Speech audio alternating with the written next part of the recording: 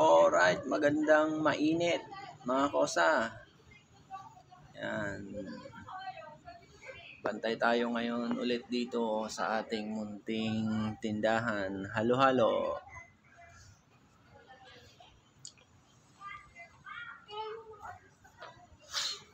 Pero habang nagbabantay, meron tayong ibang ginagawa. Naghahasa tayo ng mga kutsilyo. Yan. Papakita ko sa inyo kung gaano kadaming kutsilyo ang hahasain ko ngayon. Ayan. Kita niyo yan? Dami yan. Ayan pa yan. Ayan. Ito naman yung natapos na hasain. Ayan. Ilan pa lang yan? 7. Ayan. Ito pa. Meron pa dito. Ayan.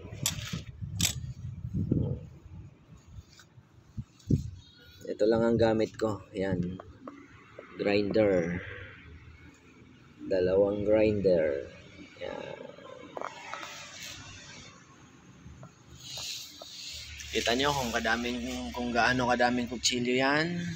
Kaya kung may ipapahasa din kayo, dalhin nyo lang sa akin. Hahasain natin yan mga kosa. Yan.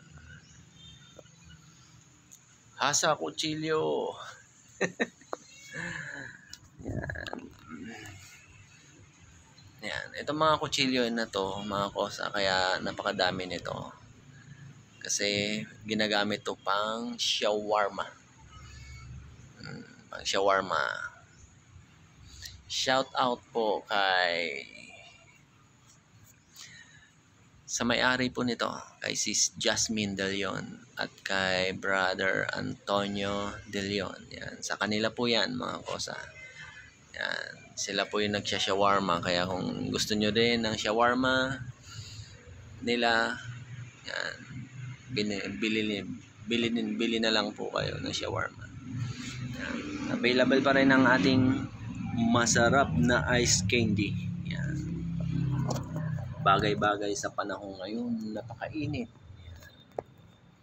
Yan lang mga kosa.